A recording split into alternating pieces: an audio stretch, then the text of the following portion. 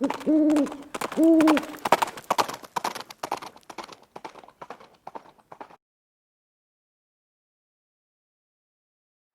guys, it's Viejo here, and we're right at the end of the first week of May in 2025. Got kind of a cool, blustery day here on the central coast of California, but we got high pressure building in, so things ought to warm up a little bit here over the next couple of days.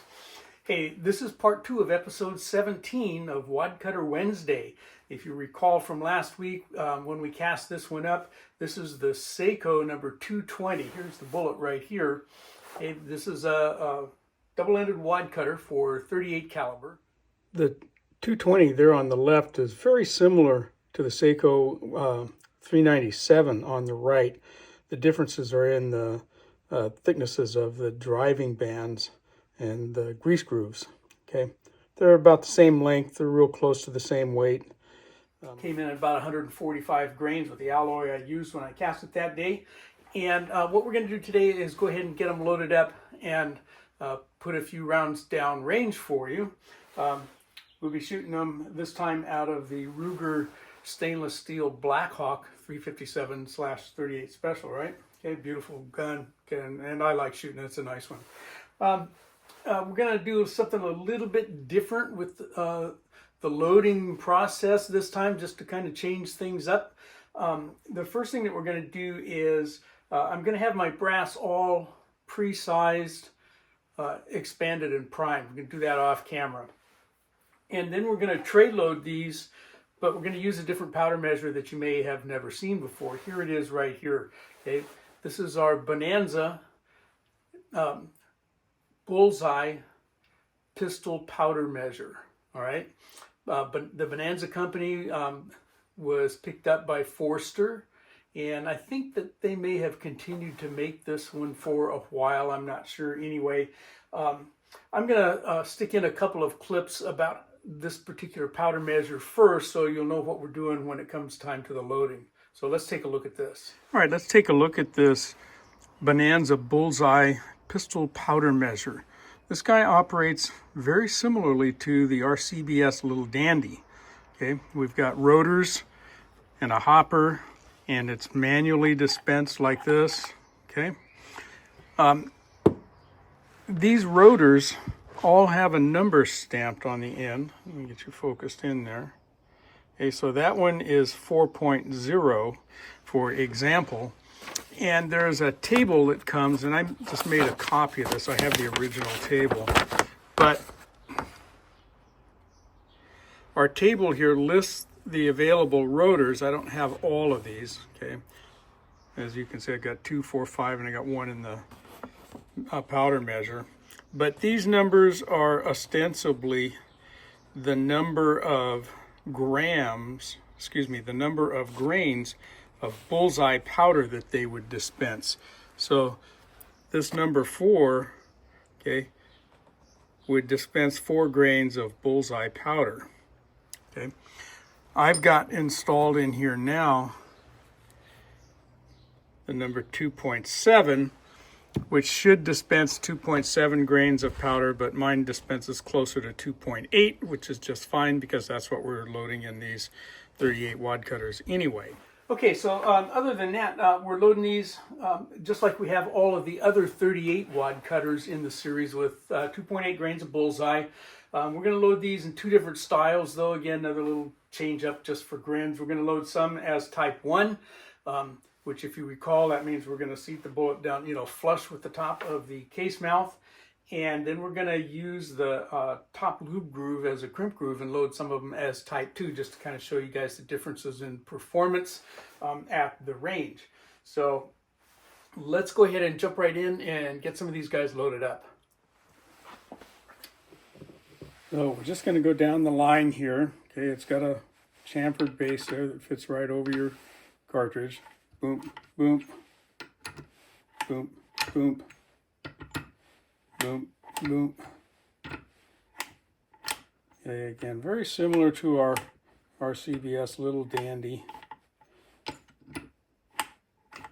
Try to do it the same way each time.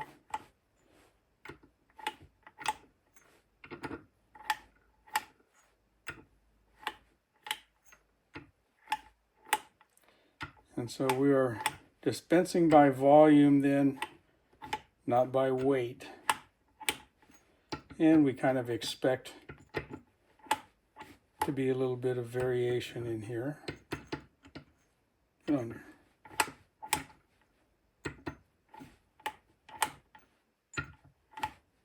Okay, I'll go ahead and finish out all of these and we'll come right back.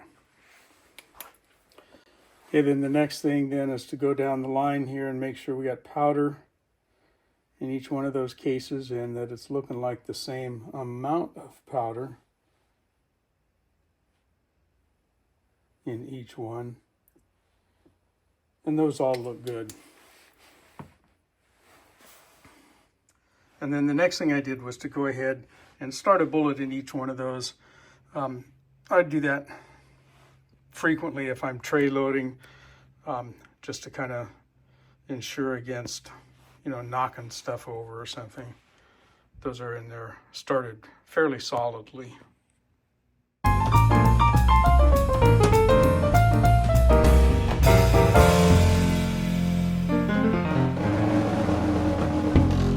I should mention just minimal crimp is all that's required. You see where that bottom of that bullet is, clear down here at the end of my fingertip.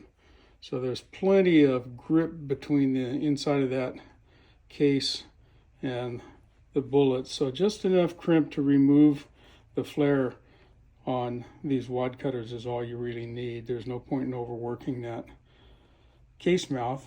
And plus, there's no real percentage in asking the small powder charge to overcome a big old strong magnum type crimp. Okay, decided to go ahead and we'll flush mount a few of these just to kind of look at the difference in velocities between seated this way and seated flush.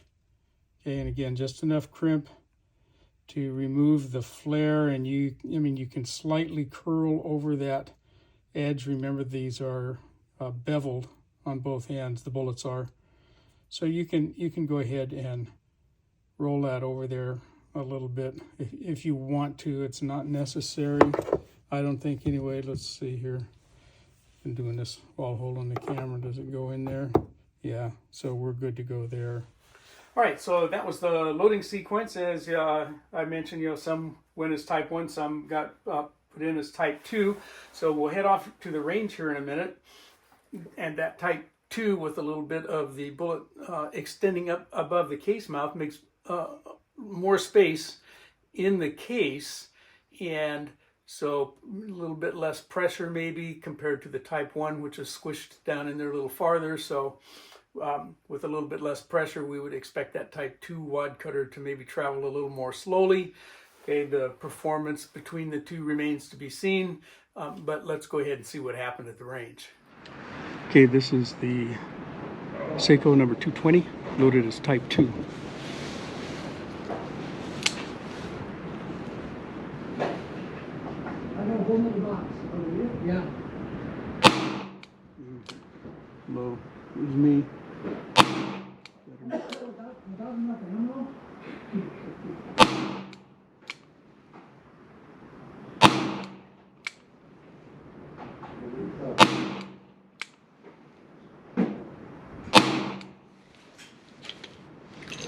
Okay, let's put 6 more of those type 2s in the same spot.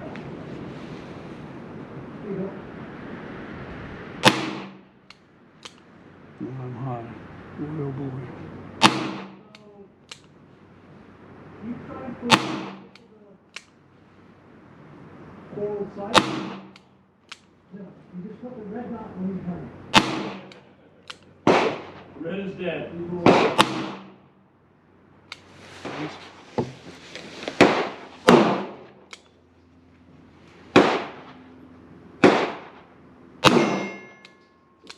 Yeah, transitioning from the side.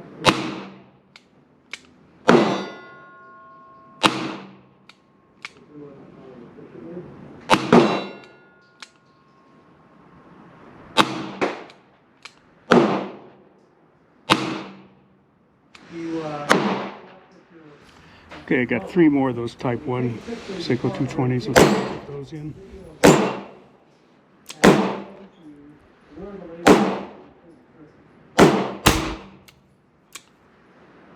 Keep trying. Got it. Nice. All right, not bad. Yeah, I can't go down range to take a close-up picture, but there are the Saeco 220 loaded as Type 2, I'll tell you. No. and there are the 12.6 Saeco yards. 220 loaded as Type 1. I got a tighter group. So 36 feet. All right, there you go. The performance as far as accuracy with the Type 1 was better. The standard deviation kind of sucked, but they did leave the barrel a little bit faster than the Type 2 as we would have expected, correct? And the Type 2s, though, didn't do quite as well as far as accuracy, at least for me. But not really a whole lot of difference. If you remember there, when I shot the Type 2s, I kind of had one high and one low, but the rest of them were sort of still in there. So it could easily have been just me. All right. I think that is going to do it for this one. I hope you enjoyed that and got something out of it. Stay tuned for next week. We got another one for you, but from the Viejo bench for now, that's all she wrote.